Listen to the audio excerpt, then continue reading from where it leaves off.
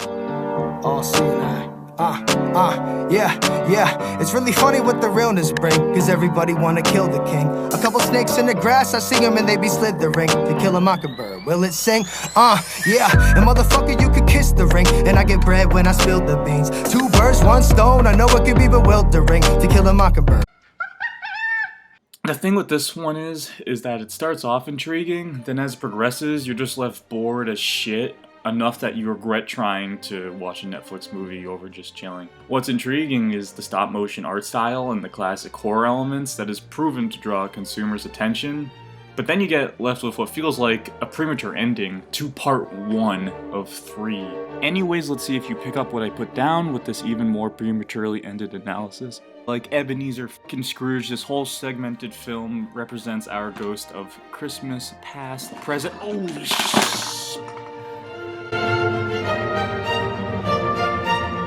Alright, like Ebenezer fucking Scrooge, this whole segmented film represents our ghost of Christmas past, present, and future, just minus the Christmas part. Just like the metaphor in A Christmas Carol, the first part of the house, directed by Niki Lindroff von Bar, I'm guessing, Paloma Beza is about the past of the house. More specifically, the central focus of the house actually being the basement, more than the structure in its entirety.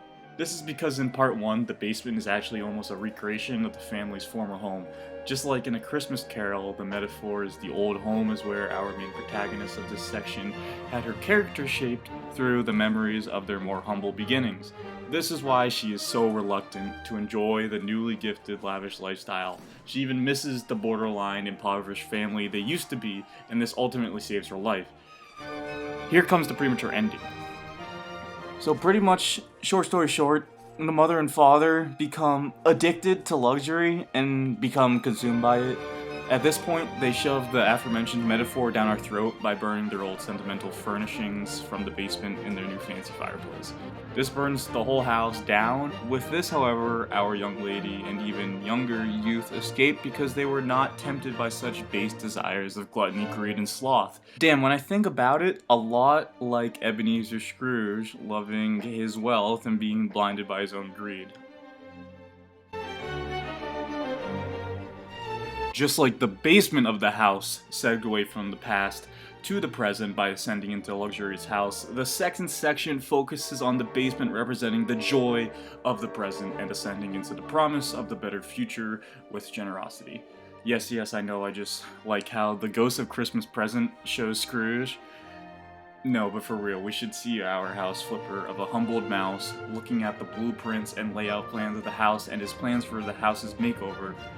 Arguably, he's blinded by his greed to flip the house and have enough money to vacation and ball out with his unrequited crush, his dentist. Our little real estate private seller, Stuart Little, had greed, right? Because he wants money for what could be considered lust for his dentist, right? Okay, so when he starts to be generous to the bug people that say they are interested in the house, it still represents the present and the future.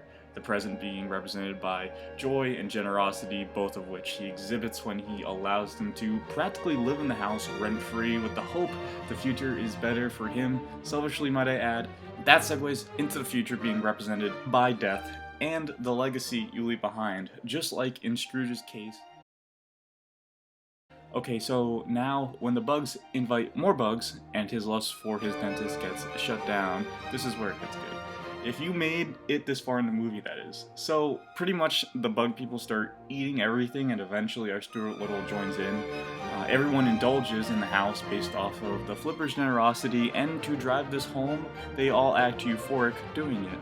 That's why part 2 represents the present, and it all stemmed from the basement, because this is where we first encounter the bugs, which act almost like a twisted ghost of Christmas Present in this section. Showing Stuart the way of enjoying the present and leaving a good legacy behind, so to speak, by pleasing the bugs that inhabited the house first.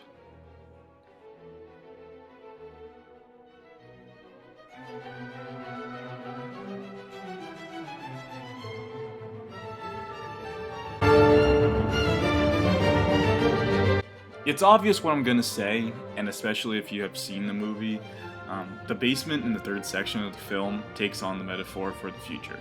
Look, this part is definitely the weakest, but bear with me because I'm going to make the last part short and sweet. Our little fox humanoid protagonist this time around is more focused on her vision for the future and her legacy of making a rental property for travelers and tenants alike. She thinks this is her proper future and legacy she can have, but again, is blind. Just like the protagonist from the previous two parts, she's oblivious to the wants, the wills, and talents of her tenants in favor of her own. This causes the renters who don't even pay rent, mind you, to leave one by one. However, before the final one leaves, she gives our fox some form of hallucinogenic trip in which she has an epiphany. She actually has a vision of her own demise, just like how the ghost of Christmas Future in a trippy way shows Scrooge his demise. The spiritual guide of this trip as she is sailing away tells the fox to let go.